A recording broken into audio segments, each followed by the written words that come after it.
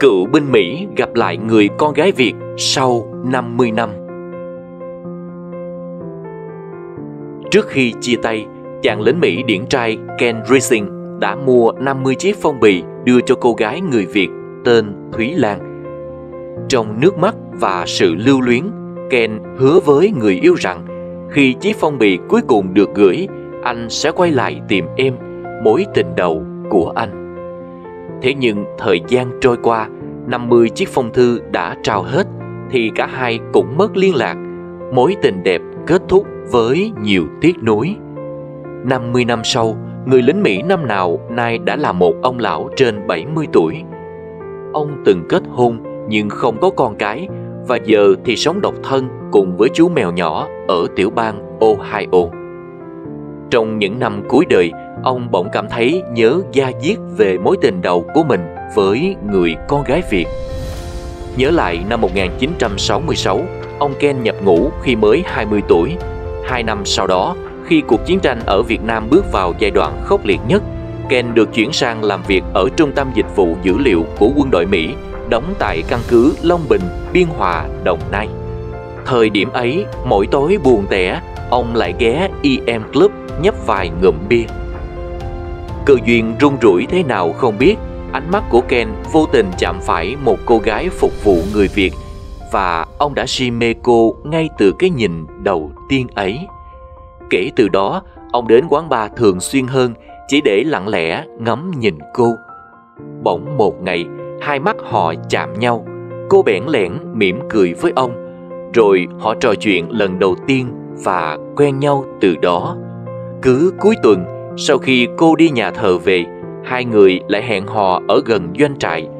Rồi cũng như những mối tình Mỹ Việt thời chiến khác, lệnh rút quân trở thành dấu chấm hết cho nhiều thứ.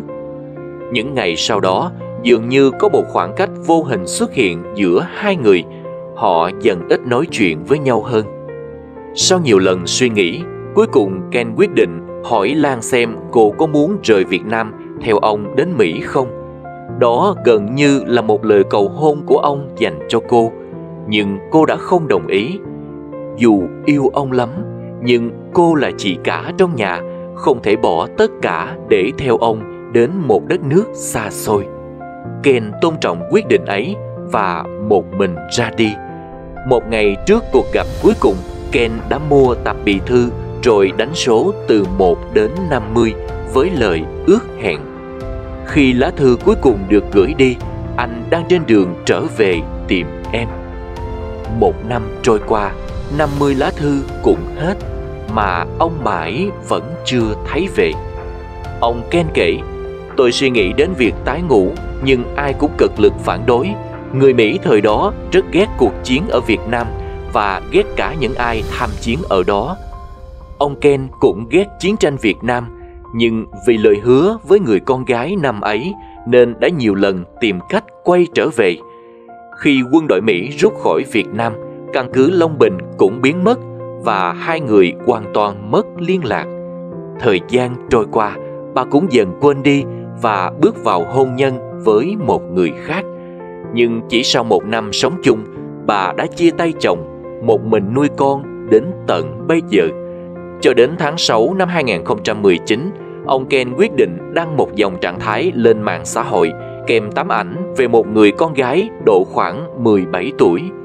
Xin chào, tôi là Ken Rising, cựu binh Mỹ, từng đóng quân tại căn cứ Long Bình, Biên Hòa năm 1969. Tại đây, tôi đã quen và yêu một cô gái tên là Thúy Lan. Khi đó, cô ấy làm việc tại EM Club trong căn cứ Long Bình. Cô ấy giờ có lẽ khoảng 70 tuổi. Tôi chưa bao giờ ngừng nghĩ về cô ấy. Tôi đã hứa với cô ấy sẽ quay trở lại, nhưng vì nhiều lý do tôi đã không thể. Tôi muốn tìm lại cô gái ấy, người luôn hiện hữu trong trái tim tôi, chỉ để biết rằng cô ấy có còn sống và hạnh phúc. Tôi sẽ không xen vào cuộc sống của cô ấy. Ông đã không hy vọng gì nhiều về việc có thể gặp lại mối tình đầu. Thế nhưng kỳ tích đã xảy ra. Những dòng chia sẻ của ông đã nhanh chóng lan rộng trên mạng xã hội, và dân mạng đã giúp ông tìm được bà Lan.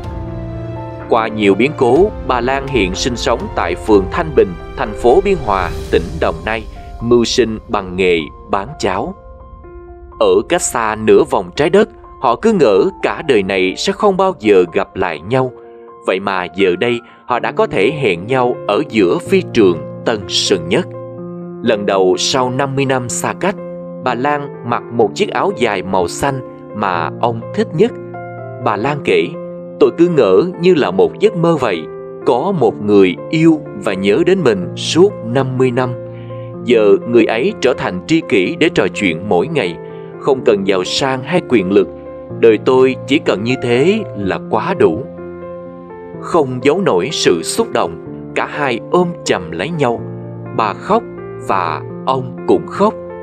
Ông Ken thỉnh thoảng còn lấy tay lau đi những giọt nước mắt trên gương mặt bà đầy trìu mến. Ông tâm sự, tôi thật sự hạnh phúc khi biết bà ấy còn sống và khỏe mạnh.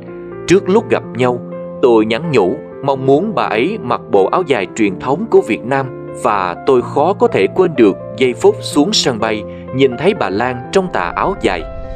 Qua 50 năm, chỉ có mái tóc của bà ấy ngắn hơn, còn khuôn mặt và nụ cười vẫn vậy, vẫn như một cô thiếu nữ tuổi 16 mà tôi từng gặp. Thế nhưng ông Ken chỉ về Việt Nam tròn 14 ngày và sẽ rời đi.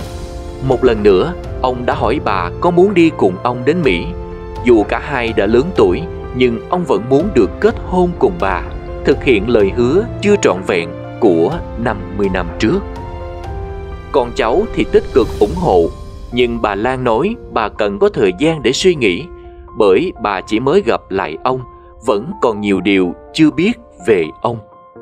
Nhân duyên thật kỳ diệu, con số 50 như một lời dự báo trong mối tình của họ. 50 lá thư gửi hết cũng là lúc họ lạc mất nhau, nhưng 50 năm sau họ lại tìm thấy nhau.